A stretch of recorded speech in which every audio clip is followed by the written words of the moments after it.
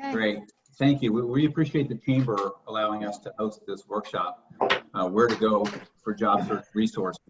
And my name is Drew Braun, and co-hosting this with Nancy Moyer. We'll get into introductions here in just a moment. We just want to make sure that people are on the call now. They silence their phones and mute yourself on Zoom, although we don't have that many people, so we should be okay. And the way to participate is to ask questions. You know, we're not going to have an issue with you asking questions as we go, especially for the size of the crowd.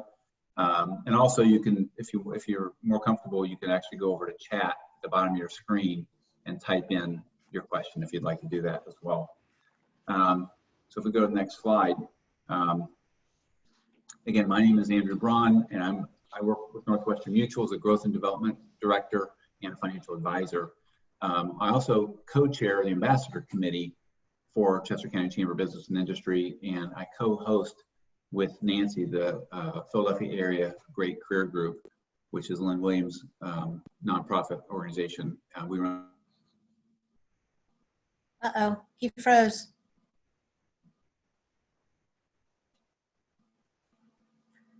Drew, you froze. I'll go ahead and introduce. Oh, there you are. Yeah. So, yeah, we run the King of Prussia chapter. Nancy Moyer is in job transition, so she's a good person to talk about this.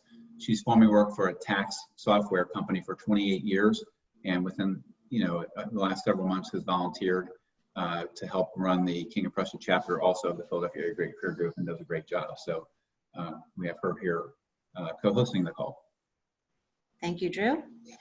Okay, so one item also is we will share the slide deck with you, because as we move forward, we have a lot of links in here that you may find useful. So there's no need for you to take pictures or jot down notes. The slide deck will be provided to you. Caitlin, can you do that for us? Yes, I can definitely get either the emails out to you, Nancy and Drew, or if you want to just email me the slide deck, I can email it out to everyone who registered. Okay, terrific, thank you. So now, before we get started, we want to hear from you to make sure we're going to answer the questions that you're looking to have answered. So in about 30 seconds, we just wanted to go around the room, and if you could share with us who you are and what you expect to learn from this meeting. So let's get started with Mary Ann. Oh, am I muted? Can you hear me? We can hear you. Fine. Okay, good thing I didn't say anything not nice. But anyway, my name is Mary Ann Martelli. I'm the Vice President of the Chamber. And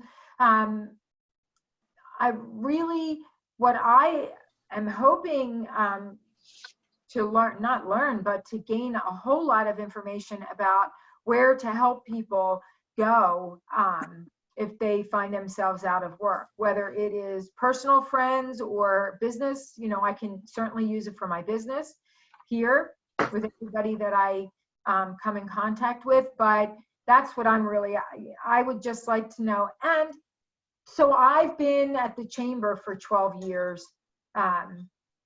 And so, it's been a long time since I've been looking for a job.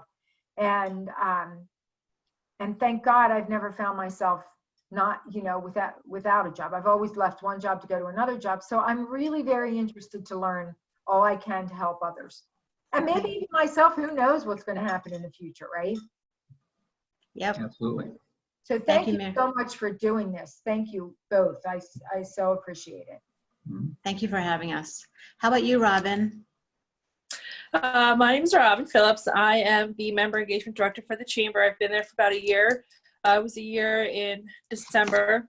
So I am super excited, again, just to gather as much information as possible so we can continue to pass that out to our members. You never know what's going to come up in conversation, and just continuing to make those connections with, again, the job, the instability that we have going on right now, and just making sure that we have as much information as possible. It's always nice to have in the back of your pocket. So thanks. Okay, terrific. How about you, Neil? Good afternoon, everybody. I'm so glad we're having this webinar today, because, seeking a job is a full-time job, and any resource that we can get is very helpful. So I appreciate everybody being available. I have 20 years of program management experience across multiple disciplines. I too am in transition, and I'm seeking a new opportunity where I could excel utilizing my corporate citizenship experience, helping a corporation with its reputation, community engagement, employee engagement, either in the corporate world or senior leadership in nonprofit. But I'm also open to other opportunities where I can excel utilizing my program management experience, also communication skills, et cetera. So I'll leave it there, give everybody else a chance to talk, but thank you so much again. And any techniques you offer, I'm going to use. So thank you again. Thank you, Neil. How about you, Linda? Guys, this is what I look like. Don't make fun of me.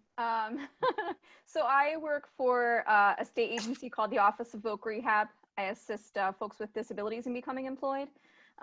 So in addition to having the barrier of disability, we're going to be dealing with some probably feasibly economic changes to the job market. And so, you know, I always want to give my job seekers the best information. I always want to know myself as well, just so that I'm providing the best resources and information to help them get a job. Bye. Okay. Terrific. So I think we will be able to meet all of your needs today.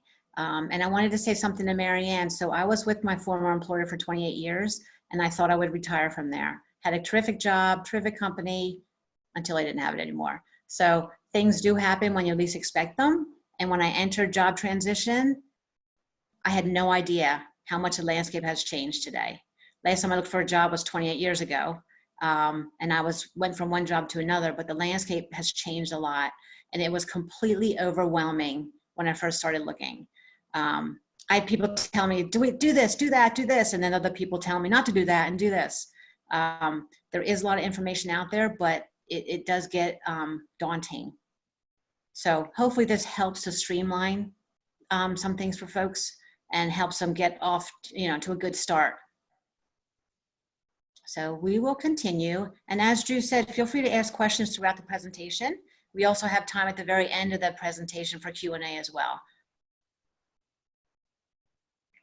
What we're going to do today, so these are our objectives, we're going to share the benefits of a group called the Philadelphia Area Great Careers Group, of which Drew and I are both members of, and we have seen Neil Weissman in some of our meetings as well. We will then share additional networking groups you can get involved with. We will briefly discuss LinkedIn, because LinkedIn could be a session on its own, and we'll briefly discuss career coaches, and then we'll have time for Q&A at the end. Yeah. So with that, yeah, a good place for us to start is the Philadelphia Area Great Career Group. And with that, as Nancy mentioned, you're going to get a slide deck, because the first thing you see here is links, and those don't help you unless you can actually link in. So you'll get copies of this, so you'll be able to go to this. It's a wealth of resources beyond what we can talk about even in an hour, quite frankly, if you go to these sites. This organization has been around for just a quick snapshot of the history. We just celebrated last month our 10-year anniversary, and they help the unemployed and underemployed in terms of transitioning from unemployed, getting back in the workplace. And they have blogs on updating various features of your LinkedIn, for example, your LinkedIn page, resume tips, interview tips, and they consist of 20 chapters locally. And so, you've got chapters pretty much in each community when we're not doing it virtually. And then beyond that, we just merged with a group called BANG, Business Executive Network Group, which is mid and senior level executives, and they have 16 chapters. And they're also spread out in 8 states. So there's a lot of resources, and we just grew from 4,000 plus to over 6,000 members, and there's over 1,000 events a year. So, different locations, different times, different days. There's always something that you can put on your schedule, especially if you're out of work, right? You've got time to attend different things. So what does this group do? Just in a nutshell, and by the way, we just got awarded, came as a surprise, quite frankly, as the #1 the best networking group in Montgomery County. 2020 was just announced a couple weeks ago, so we're really excited about that. We also we meet weekly. Most of the groups do, and what we do is in a general meeting, we go through 2 rounds where we go through everyone in the room, and the first round they do an elevator speech, so it gives them a chance to practice that on a regular basis. And then we go around a second time and we do what's called accountability. And that's really nothing more than an update on how your journey's going. What's happened this past week? What do you have coming up the following week? Where are some of the pitfalls and the help that you need? And then that encompasses most of the meeting. And then afterwards, there's some opportunity, especially when we're face-to-face, to do some real networking. And we say this because the importance of these meetings and an organization like this is that 85% of people in job transition they land jobs through networking. So going to events and meetings and group events like that, and even going to non-specific groups like chamber events is really helpful. We know someone who was part of our group for a long time, and now she's on the committee with me at the chamber, and she joined on her own, joined the chamber, and is going to meetings and landed a career. So that's really kind of cool. We also have some weeks we have guest speakers, and these are experts in resume writing, LinkedIn, interviewing, and you can see the different areas. And that's really helpful because these are specialists, and they're oftentimes run by coaches and people that can be really helpful. Also, some of the groups have really good notes taking by the leaders, and those get distributed. I know Nancy does a fantastic job, and she gets accolades. Every week we're doing that for our group, and she takes it very seriously. And then we also have some resources. I call her a secret sauce. Les Sigarnik is a guy who would be remiss without. Oh, you froze, Drew. We'll give you a few seconds to come back to us. Agree? There you go. Now you're back. You were talking about Les. Yeah, so Les runs a group called the Job Club for Montgomery County Career Link. He's also he runs a lecture, I would call it, 90-minute lecture over at the Phoenixville Library each week, and he does a lot of one-on-one. He shows up at a lot of the meetings. He's a 30-year vet, ran a recruiting firm for 30 years, and he is phenomenal. He's been in it for a long time, but he stays very current and very relevant, and has helped a ton of people land their positions. So we also have, his, I don't think it's on here, but his email to reach out to him is lsigarnik, which is spelled SEGARNIC @gmail.com. And just make sure you tell him we sent you. Yeah, we have that later. One of the later slides, we have his email. Oh, you do? Okay, great. Yeah. Okay.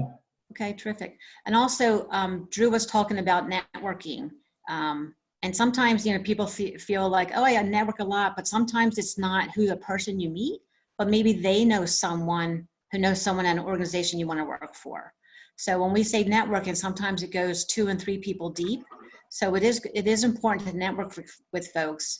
And once they find out what you're looking for, they may know someone who can help you. So that's the benefit of networking. And now you're going to talk about the additional groups, right? Right. So Philadelphia Area Great Careers Group is one group, but there are a lot of networking groups available. And for each of you, you need to find out what works best for you. And I'm going to go through a list of, you see a lot, and we're not going to go through each one of these, but we showed these, and I have 2 more slides, really so that you can see that there are a lot of different types of groups. You want to attend groups that fit your niche. So for example, if you're in pharma, here you see Chem Pharma. If you're CPENG is for those for mid to senior level executives. So you see there's a variety of different networking groups. Some of them are free, some of them are not free. I know CPENG allows you to attend a few meetings, and then thereafter they charge $52 a year. Most of them are around, if they do charge, it's about $50. So it's not too expensive, but you might want to find the organization that fits what you're looking for. And most often you can attend 1 or 2 sessions for free. Here's another list. I highlighted my career transitions. They meet every 2nd Saturday of the month at Penn State Great Valley. They were actually voted the #1 networking group in Philadelphia by the Philadelphia Business Journal. They get over 100 attendees at their meetings. So they really get a big showing there. They don't do this, but maybe they do it sometimes, I'm not sure. What we do when we're in person, we do what's called Find Nearby in LinkedIn. And that's a great way to make connections. So imagine if My Career Transitions did that with 150 people, you can quickly connect with 150 people. So My Career Transitions, they have guest speakers come in. They also have an hour and a half in the morning for folks who are new with career transition, and they go through everything you need to know about career transition. It's really a phenomenal group to attend. Their guest speakers are also terrific. And here you see are even more. So SCORE stands for Service Corps of Retired Executives. So these are for our vets. There's a lot of opportunity for vets as well. So here, if you're in technology, TPENG is a popular resource.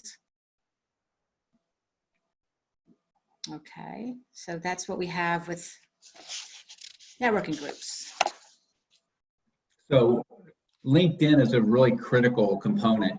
And for those that have been in the workplace for a long time and they find themselves now out, I mean, Nancy, I know you went through this. LinkedIn was never really right on your radar as being very important. But as you go through career transition, this is a very key thing to help you with that networking that we're talking about. It's a huge communication tool to let people know how relevant you are in your business community and in your industry. It's a great way to demonstrate that. So the first tip that we'll give you is to update your LinkedIn URL, because that goes on your resume and you don't want the numbers and things on there. So you want to simplify that. So that's the first tip that we give you there. Also understanding that, you know, baseball and sports and business have all gone towards data analytics, algorithm and all that.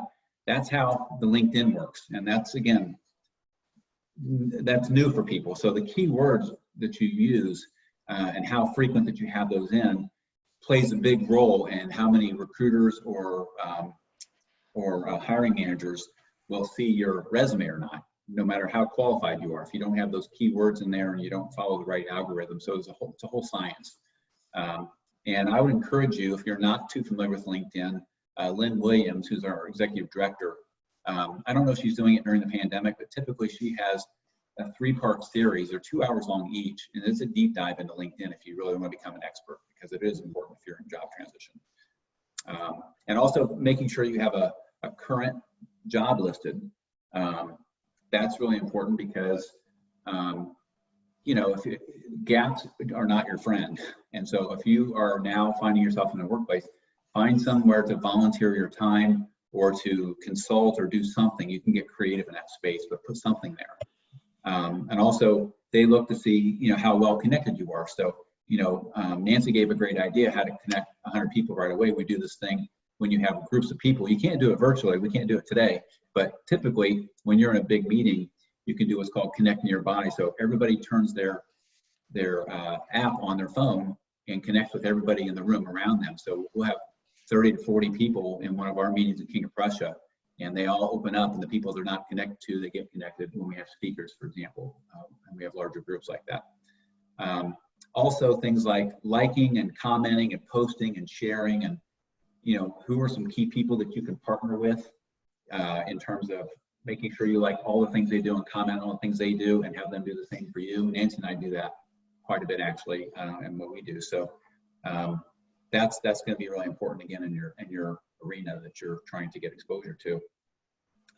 Also hashtags, you know, that is, and this is something I learned recently. Nancy actually brought to my attention that she learned in a workshop, which is, you know, narrowing it to 3 groups of people, and one should be a smaller group, and 2 can be broad or large group followings to maximize the exposure and, you know, the right way. And I don't know, Nancy, is there anything you want to elaborate on that? Sure. So I'm not sure how familiar everyone is with LinkedIn, but if you go into LinkedIn and when you have the search bar across the top where you normally would type someone's name, instead try typing in, like for me, I found hashtag networking, and it has, I forget, hundreds of thousands of followers. So that's one of the groups that I use when I do use the hashtag. Another one is job search. So what I did was I typed in hashtag and a term, and you see if it exists. And then when you click on it, you can see how many followers that group has. So I found my 2 large groups are hashtag networking and hashtag job search. And then my small group is usually the Philadelphia Area Great Careers Group. Which has about how many followers? In the thousands, like 1,000 something, I believe. So you could use like the Chester County Chamber of Business and Industry, CCCBI is a hashtag. As an Right. example. So after this meeting, I will post something about it. And my 3 hashtags will be hashtag networking, hashtag job search, and hashtag the CCBI as my small group. That's awesome. It's important because a lot of people will put like 6 or 7 hashtags, but LinkedIn doesn't like that many hashtags. So it goes back to the analytics. What they say is they reduce points for you. So your posting isn't going to go as quote viral. So, you know, I learned that 3 hashtags is the limit for what LinkedIn likes to see. The other thing we want to mention is that skills and endorsement section, it's really good to get people to endorse you. So that's as simple as asking people to endorse you. They look for, you know, the 99 plus is kind of the magic number. And again, you might have 15 skills, but at least the top 3 you should get to that 99 level if you can, as quickly as possible. And also something that happened really relatively recently, Nancy shared with me about posting on Sundays. You know, a lot of people are in the mindset, they start thinking back into work mode Sunday evening, so they'll jump onto LinkedIn and, you know, scan around. That's a great time, Sunday, particularly in the evening, to post something that you want to get a lot of exposure to, because you'll get a jump start on that. So when you get into Monday, you've already got some momentum with people who like it, carrying on to other people. And I think statistics show 3 to 4 times more engagement. I know I posted something 2 or 3 Sundays ago, and it was by far. You froze, Drew. Drew is good for that. If I would have waited until. Well, I think you froze again. So I think what Drew was going to say is that he posted something on a Sunday evening and he got more posts than he would have if he would have posted it Monday morning. And when Drew was talking about update your LinkedIn URL, when you go into LinkedIn, the URL they give you is usually LinkedIn, Nancy Moyer with a bunch of numbers behind it. But when you put that LinkedIn URL on your resume, nobody wants to see those numbers behind it. So the update your LinkedIn is change it so that it just reads Nancy Moyer without the numbers behind it. Right. There you go, Drew, you're back. Yep. Just in time to hear you go through it. So. Did you have anything else you wanted to share on LinkedIn? No, just that it's a lot to it. So spend some time and really learn it, because it can definitely be your friend. Right. And also the like, comment, post, and share. I was listening to a webinar, and the woman said for her, before 10 a.m. every day, she does 10 before 10. She does a combination of likes, comment, post, or share. She does 10 things. So what that's doing for her is LinkedIn likes when you like, comment, post, and share. So she's going to show up in more people's views. And then oftentimes other folks, they end up liking and commenting on your posts. And what happens then is other people want to connect with you. So you're getting more connections when you're doing this, but you're also staying relevant. LinkedIn also has groups that you can join. So if you're in technology, find a technology group that you can join on LinkedIn. And that way you'll meet folks, and maybe they are in the, you know, at a company that you want to get into. So LinkedIn is very powerful. They say if you're in job search today and not looking for LinkedIn, you might as well not be in job search. So recruiters are going to LinkedIn. It's a very powerful tool and a very popular tool. Absolutely. Okay. Oh. And you're going to talk about career coaches?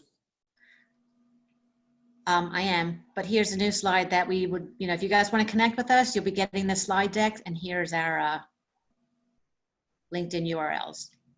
And you'll see how the URL is very clean. It's just Andrew Braun and Nancy Moyer. No magic. You'll see what, some of you may look at your LinkedIn URLs and you'll see a bunch of numbers behind it.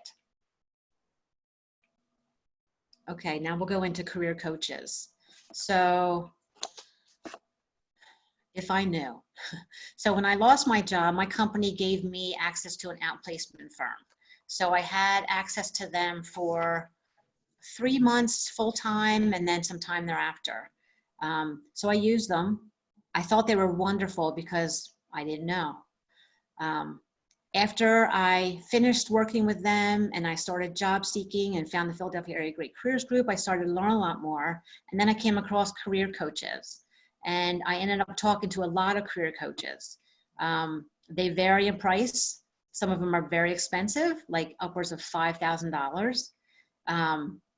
But what I learned was I could have, and I know somebody who did this, who asked their company that instead of using the outplacement firm, they asked to use that money towards a career coach.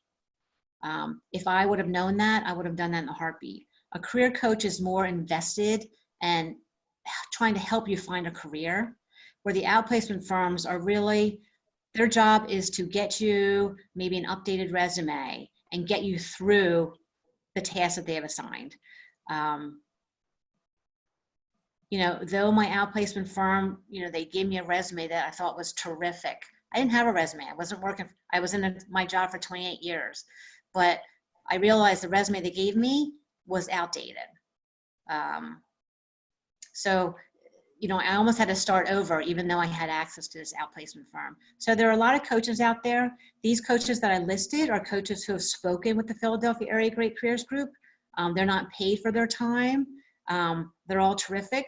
They do offer free, some free sessions with them because you want to see if they're right for you, but they're also going to see if you're right for them as well. I did meet with Charlie Timmons and Ed Samuel.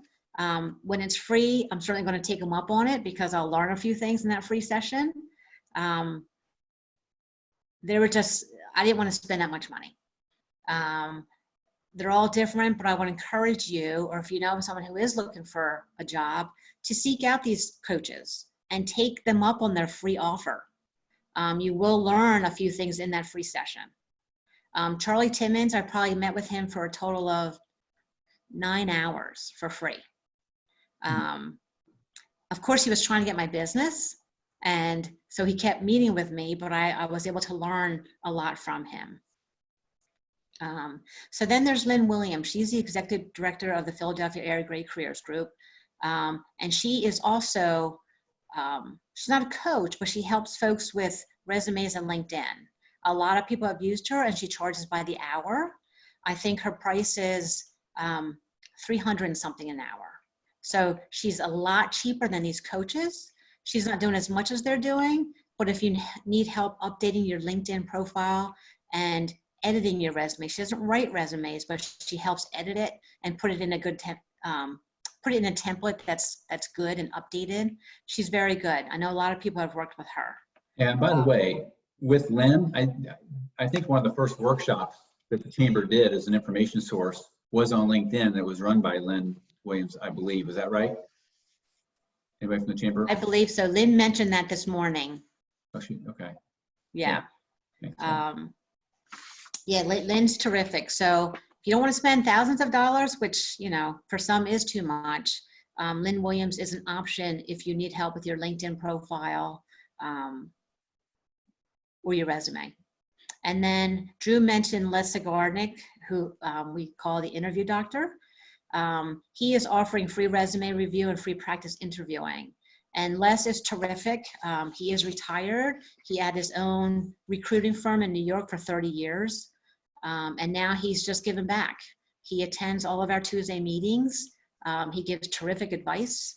He does have a meeting every Wednesday in Phoenixville that runs an hour and a half. And it's all about interviewing, and it's terrific. It's literally an hour and a half of less talking, and you just take a lot of notes, but he gives you everything you need to know about what do you need to know for interviewing today. He's not currently having those sessions, but once we get back to meeting in person, he'll pick up those meetings again. So he is at this time offering this free option to folks. So the Philadelphia Area Great Careers Group is a great starting point for networking. Once you get acclimated to this group, you'll learn more about other opportunities, and it's a great way just to meet other people. We are encouraging you to work on your LinkedIn profile and to continue networking. We didn't talk about resumes today because that would take a couple sessions. Right. There's a lot of information you can talk about with resumes. So that is all we had to share. We were hoping that there would be some questions. So we wanted to ask you folks, who has the first question? Yeah, you can unmute yourself and dive right in. And I'm going to stop sharing so I can see everybody. Nancy and Drew, Mhm. Yes. I want to thank you guys and Lynn's group broadly and everybody involved. One thing you failed to mention was how inviting and productive working with Lynn's group and you are. I mean, you come in, you feel comfortable, it's a safe space, and it's also a great place to build contacts and learn from each other. So job seekers should definitely seek out your group and others on the list. Thank Yeah, you. we're pretty fortunate. Thank you, Neil. We're pretty fortunate that we have a group that once we get into this session we call accountability, there is a lot of giving back and forth. You're going to find other people in the same industry who have connections with recruiters that are specific to that industry that are really great to connect with as well, as an example, and just different tips that people will give you. Some of the best feedback, in addition to coming from Les, comes from just people in the room who are in this thing every day. Right. You know, and I think the group that Drew and I lead, we've had great participation and great turnout. We've had guest speakers during this pandemic time, and we've had, like 2 weeks ago, we had 35 guests attend. So that was a nice session for us. And I think the week prior, we had 34 attendees. So we do get a lot of people come out, and a lot of them are, you know, repeat offenders. So folks do come back. Yeah. We've had people actually go get jobs for 6 months or a year and then come back and be part of it again. You know, they took on a project, for example, where they were let go again, or, you know, something changed. So. Right. I mean, and the hope also with the Philadelphia Area Great Careers Group is that you give back, so that when folks do find jobs, hopefully they give back. And where their company is hiring, they share that information with us so we can share it out with everyone. So sometimes I do get, people will send me job openings where there is a direct contact in the organization that I will share out with the King of Prussia chapter, of which there are over 300 email addresses. But I know last week I sent out 2 that were HR related roles, and I know we have several HR folks who attend our meetings. So hopefully, you know, they were positions that they can apply to. But it's important when you can apply to a position directly with an individual at the company, versus applying online, applying versus LinkedIn, where your resume may never get in the hands of anybody. So that's where it really benefits when you have a person that you can submit your resume to in the organization that you're looking to apply to. Ties in with that 85% rule of jobs are gotten through connections. Right. Other questions people have? Anyone else has? Hi, Jeannie. Hello, Jeannie, welcome. Hi, how are you? Thank you so much, for everything again. I cannot say enough thank yous. I come from France, and I never saw something like that in France, you know. So I think in America, you're very, I mean, you when there is a crisis, everybody's there to help. And this is always very, I mean, I don't know the word in English, but surprise. Yes. Thank you. Thank you for joining us. I met Jeannie this morning Yeah. at Lynn's 9 o'clock meeting. I had a question. It's Linda. Sure.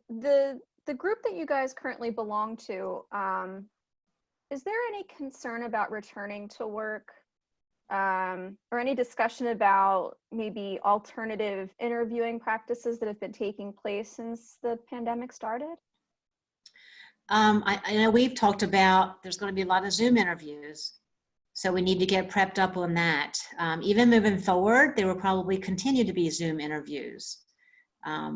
We actually saw that even prior to the pandemic. Yeah, it's sometimes not been until the second or third interview where they actually get to meet someone face to face before the pandemic, right? Yeah, sometimes I haven't witnessed this, but sometimes people, and maybe Neil, you have, they have an interview where it's an automated interview, but it's online, where you're almost talking to yourself. a lot of people have had that type of interview. I have not. You know, it's something Yeah. where you're speaking to yourself in a Zoom-like meeting, and then the company then takes a look at it after the fact. Yeah, it's almost like a robotic. You're not Yes. even talking to a person. You're talking to a machine, and you have a limited time to give your answer, and then you have to move on to the next question. It's, yeah, that's challenging. I haven't experienced that, but I have heard about that. But one thing about the whole Zoom interview process, I think it might actually benefit companies because they can do this and really get the personal interaction they would get in a face-to-face meeting and then bring them in. So it might actually speed up the process for companies that they could talk to somebody a couple times, and actually it's much easier to schedule if people are in different buildings in different states, get them on a Zoom call and meet somebody. In fact, I had an interview, and I think the next one was going to be a Zoom call. So, you know, you never know, but I just think it might actually help the process. Right. I agree that it will help the companies. Personally, I would prefer to be on site because I think body language says a lot, and on Zoom you can only see so much.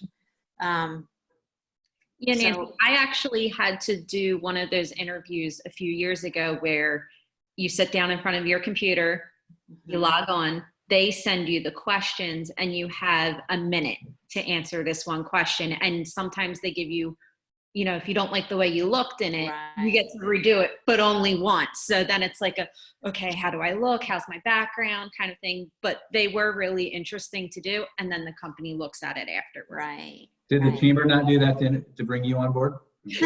No, thank goodness not. I just had to go face to face with Marianne, and that was intimidating enough. Right. I think because interviewing is typically, you know, you're trying to read a room, and Right. you can't necessarily do that very well.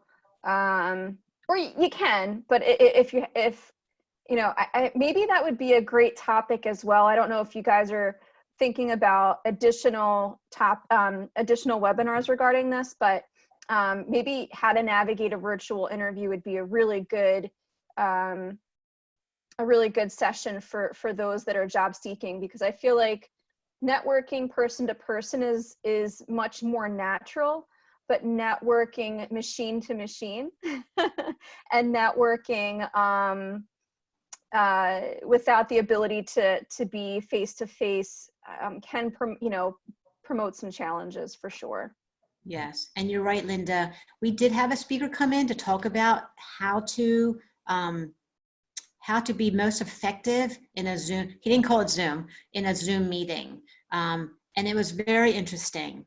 A few things they said was, what's important is they said you should have a white wall behind you or something very plain so that you're not distracting the interviewer. You don't want them to be looking at what's behind you. You want them to focus on you. So they say, make sure your background is very clean. They showed some snippets of what folks did wrong. Of course, one, there was a cat walking in the background, very distracting. Again, the interviewer is now focusing on the cat, not on you.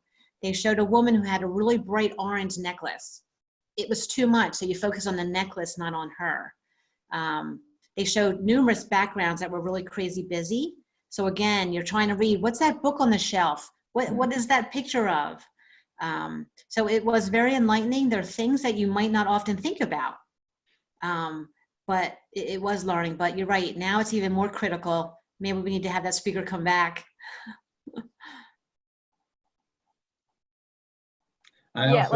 Sorry.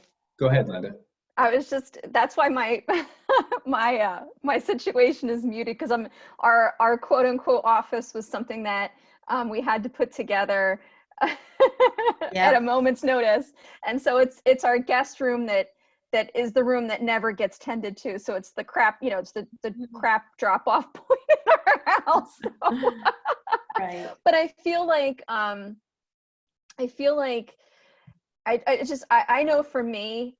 So I've been giving webinars too, and that's really hard too, because you can't always see or hear or feel the energy and whether or not you're coming off well or whatever. So yeah, I feel like just, you know, virtual connection is something that we all are going to have to acclimate to, And I'm just so grateful that you guys held this, and that you guys held this without charge, which I think is another really great thing. Thank you for doing that. If you hold more, I would love to be added to your list to be able to send out to my job seekers, because I really feel like you guys are a great resource for the Chester County community. Wait a minute. Okay. Caitlin, you mean we're not getting paid? No, I'm just kidding. No, You actually, I want to, gratitude. there you go. Now, I also want to mention Guy Shiraki, who's the president and CEO of the Chester County Chamber, has been a real advocate. If you guys have looked in social media or visited today, he is making it very well known that he is ready for people to get back to work, and he's really pushing for Pennsylvania. I didn't realize that Pennsylvania is one of the worst states in terms of unemployment, and how badly that the business community is being hurt. But he's very clear in his message, which can be controversial, but he's very clear in that, in promoting people to get back, which I think is awesome for all that are in career transition. Yeah. So, Marianne, did you have anything that you wanted to add to our discussion? You're on mute. Oh, There you are. Go on, Marianne. I lost myself. I'm sorry to put you on the We spotlight. can see you. We can see That's you. okay. You can see me? Okay. Absolutely. Go. Trying to do 8 million things at the same time. Marianne, what you probably need to do is go to the bottom of your screen and click on the Zoom button. Okay.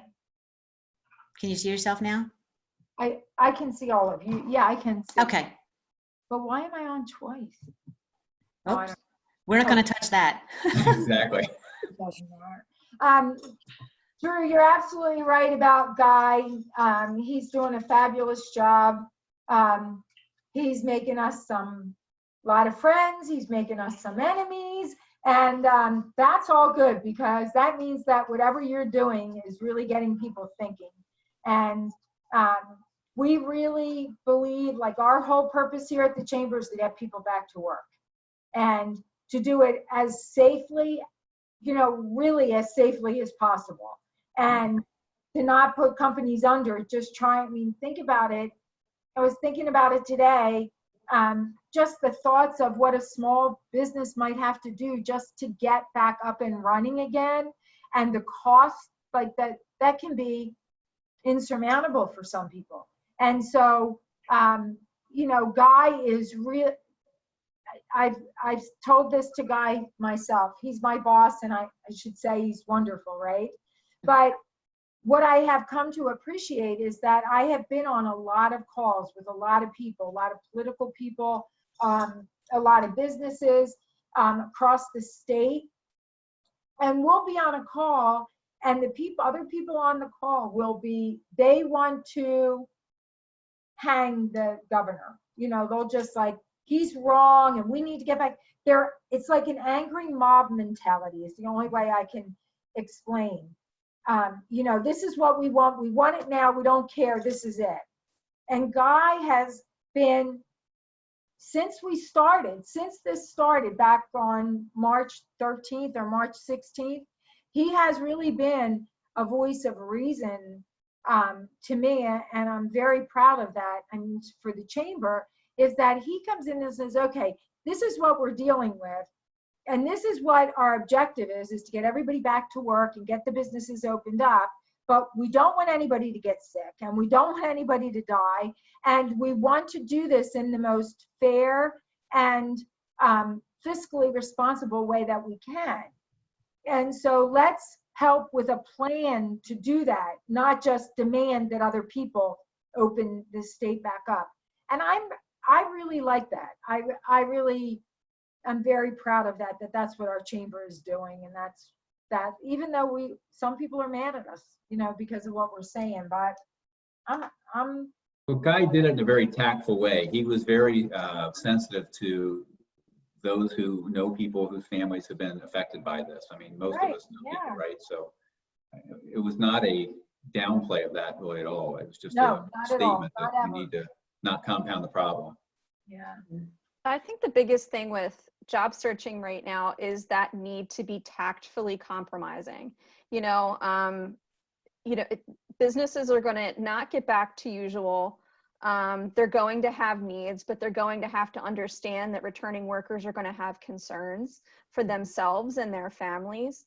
And so, if you don't deal with this in a tactfully compromising way, especially from the business community, you can have a ton of backlash not from just your community, but from your potential customers. Right. And so it's really important that, because I work with a lot of folks, with my position that have compromised immune systems.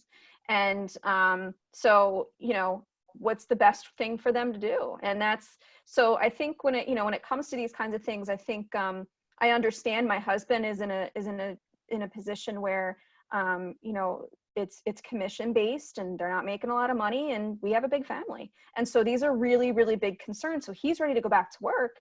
And I'm like, yes, but you're not thinking about all these other things. So I'm helping him design that tactful compromising attitude. So so that's, I think that's a great way to approach it. Yeah. Yeah, I think, Linda, I think you're absolutely right. Like, we really have to help other people see the way and get through all of this. But, the other piece of it is that even when we get back to work and things open up, I believe it's going to change day to day. Yeah. Because you could be perfectly, almost back to normal today, and then tomorrow somebody spikes a fever, and everything's up in the air again, or somebody's husband gets sick, or somebody. It's going to be touch and go, and we have to be flexible, and we have to be very aware of everybody else. I mean, it really can't be all about me. And there's so many parents now whose kids are, out of school, and need help with their homeschooling. And, summer programs and things like that, they're a lot up in the air as well. So you have parents that want to return to work, but they have kids so, I mean, there's so many factors that are wrapped up in this. And I think, just to echo your point, Marianne, like being flexible, being creative, and being compromising, I think is really, if anything, this whole thing has made everybody a little bit more human. And I'm really hoping it makes me like very excited to see what kind of, selfishly, right, because of what I do, but like how employers are going to be more accommodating in the future for folks that, have some differences and some barriers, because we had to make those changes. So I'm trying to look on the bright side here, right? Who do you work for? I work for the state. So I work for the Office of Vocational Rehabilitation as a business service rep, and I assist job seekers with disabilities in becoming employed. Wow. Fantastic. Thank you. So so it's just a very interesting time, I think, across the board. But I understand from the business perspective too, because my husband comes home and he's like, oh, I don't know, what my paycheck's going to look like next month, and, and all of these things. And so it's a very interesting time, because I'm in the like government save the world mode, and he's in the I need to make money to pay my bills mode. Right. So it's a very, you want to talk about being compromising, and maintaining a marriage, right? That's right. Well, as we're wrapping up here, we're getting close to time. I want to thank Marianne. I want to thank you and Caitlin and Robin for allowing us to be part of your series here of workshops. Nancy, I want to thank you for taking your time and helping run this workshop as well, and for those that participated. But also, real quickly, I want to mention that Eric Light, who's a member of the Chamber with Wispas Bank, reached out to me this morning, and I want to make sure that everybody that's watching this live or down the road, Chester County Commissioners have set up a $5 million fund to establish business money to go back, because there are a lot of people who did not get, for a variety of reasons, did not get to participate in the PPP program, which is helping small businesses with funding of paychecks for people, right, to keep them employed during this time. A lot of people that missed that boat, and this $5 million is for Chester County in the increments of 25,000 or. Uh-oh. You froze, Drew. Well, the money is for people, as Drew just said, that money is for people who did not get the PPP money. And so it's for those smaller businesses, like maybe it's just you. And I think that you had to have so many employees or so much in payroll in order to qualify for that other money. So this money is really for people who are, you know,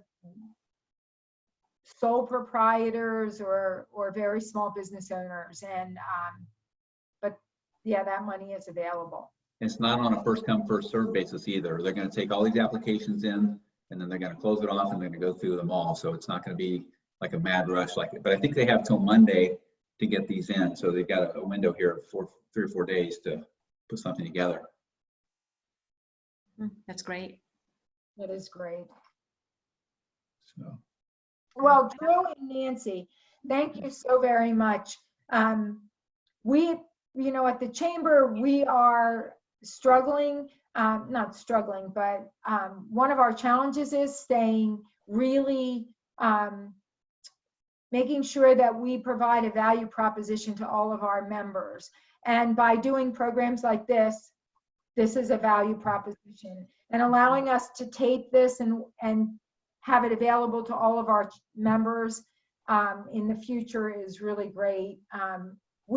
We aren't good without people like you. So thank you so much for that. Drew, you know I feel that way about everything that you do for us. But Nancy, welcome to the Chamber family. And Thank you. Thank you for having me.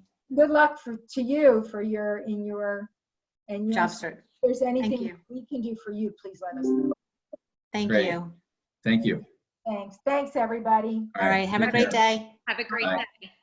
Bye-bye.